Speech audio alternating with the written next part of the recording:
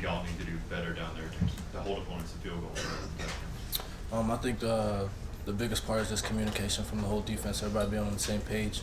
So we're moving as one unit instead of a bunch of individuals. And I think if we can all get on the same page and just communicate a lot better, then that'll have a big part in that. With a 7:30 kick, what's your day like on Saturday? What do you do? How do you get off the grid? When do you start to get locked in? I haven't had a 7:30 kick since high school, so it's gonna be a new adjustment for me. But I'm gonna try to treat it like the 6:30 kickoff that we had not too long ago, and just go about my day. Just trying to stay locked in and lock out when I need to, be able to lock in and zone in on the football aspect, and then be able to zone out too, so I'm not so locked in all day. When does that start? Probably when I wake up, just being at breakfast with the guys, just talking, starting off with a good morning, just being able to start off on a good day. When did you know that Javon was going to be out, and what did you tell David before you guys took the field? I didn't know he was going to be out. He took some snaps through the week. He looked pretty ready. I didn't know he was going to be out till warm-ups. I saw him, he was moving around, he didn't feel too good. And then when I knew he was going to be out, I went over and told David, just be who you are. You put all this work in to be here. You wouldn't be playing today if you weren't ready to play. So I just told him just to be who you are. You don't have to be anybody special to be who you are. You're a great player. Just have confidence in yourself, and everybody believes in you. So just go out there and do what everybody knows you could do. I know that Coach Smart was saying a lot at halftime to just stay poised, stay composed. What about amongst the DBs with Coach Brown and just amongst you guys? What was the communication like in the halftime line? Pretty much the same. Just take it one moment at a time, one play, one snap at a time. I'll always be on the same page. Just try to communicate, move as one. That's pretty much it. And looking at it right here, Rattler was 16 of 18 for 152 yards in the second half, and then, or in the first half. In the second half, he was 6 of 24. Just as a secondary, just what kind of changed for you all in that second half, and what clicked? I'd say it goes back to being on the same page. When we went to halftime, Coach Smart told us to take it one more at a time, and they have a very good offense. They have very good players, so we knew eventually they were going to hit a play. It's just how we responded to them hitting the play. So in halftime, we all came in, we all settled down, got on the same page, just realized who we are really. We all just stuck together, and that's where that connection part comes in, just being able to lean on each other and have confidence in each other. What do you think of Dan's pick? It was awesome. Just to see Dan go out there and just show everybody what he can do. Him covering so much ground, because that was a lot of ground to cover on that pick. So just him being out there, and it was a long drive, so for him to make that play was huge, so he can go off the field and put the offense back on the field. Malaki, you've been here a short time, but you've already seen a lot of really elite quarterback play. Where would you stack Rattler up with individually? And I know your team has a lot to do, but where would you stack Rattler up individually? And then if you could just talk about, the difference, between that South Carolina game last year and this year. I mean, just was striking in terms of how you guys played. He's definitely up there. Very talented, very smart. Has an incredible arm. So just to be able to play against him and know what he can do, it's always a challenge that I look forward to. Like I say, he's a great quarterback, great leader of his team. So just being able to go out there and compete with him is awesome. And I'd say the difference between this year and last year.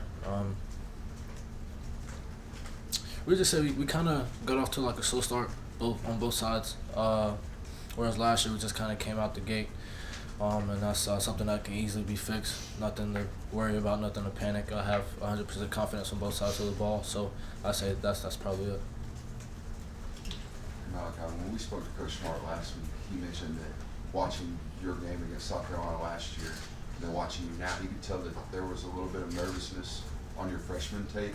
I'm curious if you feel a difference in just obviously your confidence level, but did you think you were nervous at all last year?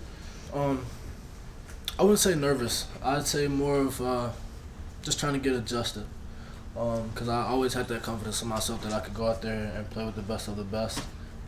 If I couldn't, I wouldn't be here. So I always had that confidence. So just being able to, and it also plays into me learning more about the defense and building that connection with guys, because I came in last year with a whole new group of guys. I had no idea who they were, so we created that bond, and this year we're so tight. We were last year too, but just having that confidence and knowing my job and my assignment and other people's job has helped me just relax more.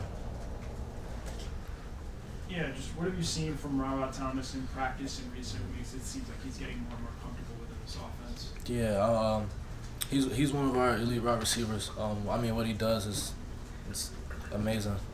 He's very competitive. He can go up and get the ball. So just to see him get better week by week, day by day, and him being able to showcase his talents, I mean, it's just awesome to see because I see him put in the work every day throughout the week. So just him being able to go out there and just show what he can do. Correct me if I'm wrong. You were roommates with Jaylen your freshman year, right? Yes, sir. Yes, sir. Smiling already. Any good stories from him that you could tell, you could share with us, and just from your vantage point, how has he just progressed and grown in that spot right in front of you on the field? I knew Jaylen before we got here. We had hooked up before we got here, so I had met him and we ended up being roommates. And it was his birthday during Dog Thomas, so we had a team run at 6 in the morning, I think. So I remember we both went to sleep early because we were freshmen. We didn't want to, you know what I'm saying. But I woke up like at 5 o'clock maybe, and I just was blasting music. I went and banged on his door. Wanted to give him a good start to his birthday day. I mean, but just to see the things that he can do. I mean, get off the ball, rush. What he does is amazing. He's only getting better. He's only going to keep getting better.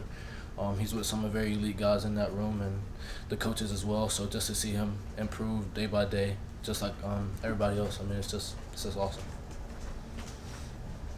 Hi, UAB had a disappointing game this weekend, losing to Louisiana 21-41.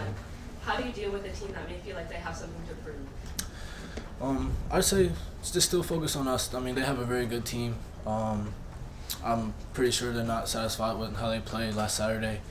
So we really just got to hone in on us and just focus on what we need to focus on, knowing that they have a very good team and they're going to have something to prove, but so are we. So just kind of being on our toes and just staying focused. Well, Kirby talks, and we talk to a lot of players, you know, about school sessions and their why, but just kind of simply what's your why and what, you know, kind of powers you to do what you do on Saturdays? I say school sessions play like a very huge part in what we do here. I take it very seriously, and I think everybody else does, and I think that's what makes us a little different. My why would be when I was little, when I was 7, my cousin, he was like my brother. He had passed away when he was 9, and I started playing football before him. And when he started playing football, he started wearing 24, and I switched because I was like, I don't want you wearing the same number as me. I don't want you copying me. And when he passed away, I switched back to 24. So that's why I wear 24. Most people just look at it as a number, but to me, it's much more. I know if I take care of what I need to take care of, I know his name will forever live on, and that's just huge to me. Correct me if I'm wrong, but you're playing safety on most downs, and then 3rd and long, when y'all go into dime, you're kind of the dime defender, you're a nickel defender. What's the key to being multiple here at the University of Georgia, and when were you comfortable schematically to be able to handle the multiple jobs? I said just being able to move around only helps the team out. You know, when I first got here, they put me in different positions, and we rotate a lot during practice. Me, Taki, Bull, David, Dan, we all rotate. So just being able to play those positions and just taking those reps in practice, the amount of reps you get builds your confidence, and also going against the guys that I go against every day helps me with my confidence. So I'd say kind of always knew I could do it. I'm just very blessed to be in that position where we can all move around and be in different spots. Got time for 2 more questions? Do you mind sharing your cousin's name and how old were you at that time and what happened to him? Keon. His name is Keon, and I was 7, he was 9, and he got shot when he was 9. Thank you. Thank you. You talked a little bit about facing WR in practice, and I just also wanted to ask about Dom and facing him in practice, and especially having to face him last year in a game scenario. Just talk me through kind of facing him last season in practice, and then not kind of seeing that on the field, at least for Georgia now. Me and Dom go back and forth a lot. He's very competitive. So just him coming from Missouri, we always go back and forth. He caught a ball on me when he was at Missouri, so we joke a lot about it. But just to see the things that he can do, because he's very elite at what he does. He's very quick. Agility is awesome. His hands, very aggressive when the ball gets to him. So just being able to compete against him in practice only makes us better. individually and as a team. And just like I said, he's one of those guys that comes in every day and he works. So just to see what he's doing, showing everybody what he can do and what he's always been able to do, it's just a great opportunity for him, and I'm very excited to see what he does next. Thank you, Malaki. Thank you.